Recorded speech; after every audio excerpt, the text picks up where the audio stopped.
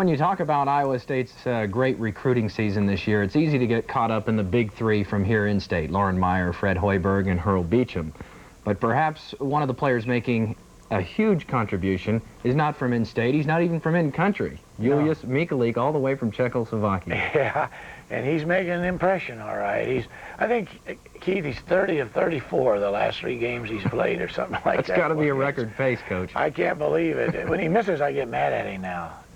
But he doesn't miss many, and he's a good kid. He has a good sense of humor, as you know, and he's adjusting. He's making a great adjustment, and he's a good player, and he's going to become even a better player. And he'll shoot that thing from the exit sign. Anywhere. He's not bashful. Take a shot from the parking lot. Here's our Rod Botholt now with the inside stuff on Julius Michalik. When you think of Iowa State's outstanding recruiting season, the names Hoiberg, Meyer, and Beecham immediately come to mind. But the 4th member of this year's freshman class is also starting to make a name for himself. He is 6'11" Julius Michalik, ULO for short, and after a slow start, the big man says he's finally hitting stride.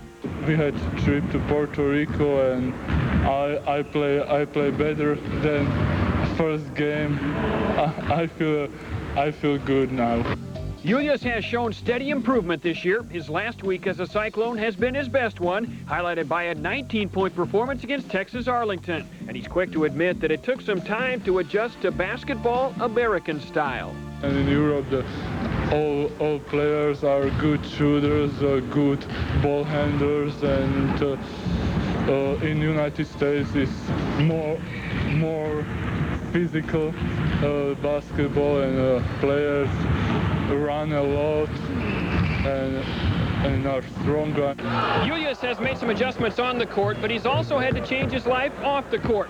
Moving thousands of miles from home to play basketball at Iowa State has not been an easy thing to do.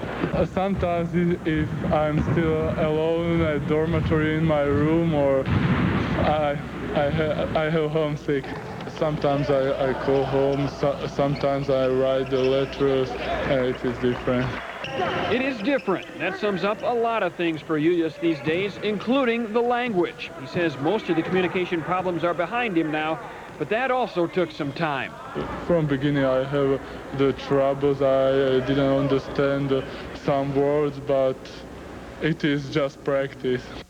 Julius has already made tremendous strides in our country, but you get the feeling the next 4 years at Iowa State will be practice both on and off the court. Those who have gotten to know him say he'll handle it just fine. Oh, he's a good kid and really a neat kid to be around. Because of his experiences in basketball, he's pretty much traveled the world. So it's not like a typical freshman who's never been away from mom and dad.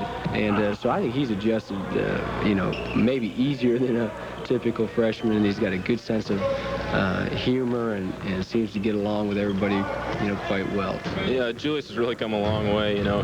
Since the first night he got here, he had dinner over at our house. You know, he didn't talk at all, but now his personality's really built up. He comes over every once in a while on the weekends and, you know, watches some movies with my parents. So, you know, he really likes my parents and they really like him.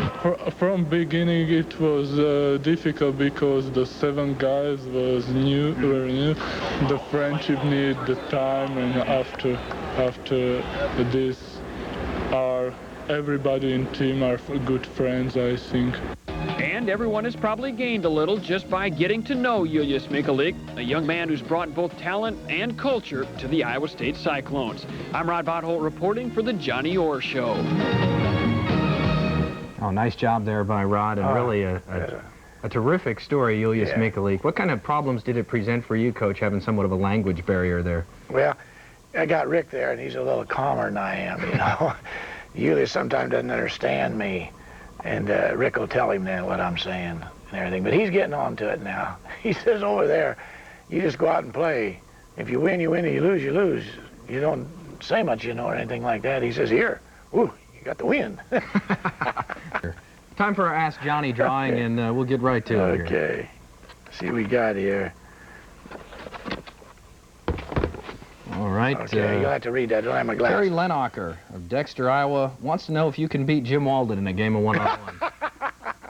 No, I can be Walden blindfolded. Okay, I'm just kidding. All right, Terry Lenacher of Dexter, Iowa. What player that you coached during your career was the greatest overachiever? Good question. Yeah, I had two great overachievers at Michigan.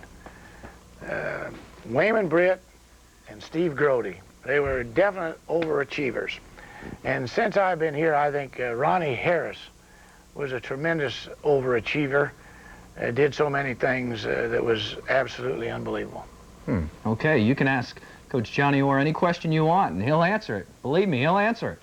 Care of WOI-TV, Ames, Iowa 50011. We ask that you send it on postcards only, and just like Teddy Lanacher, you'll receive a free pair of shoes. Get a new pair of Reeboks. That's right, nice shoes. That's not too bad. And right here.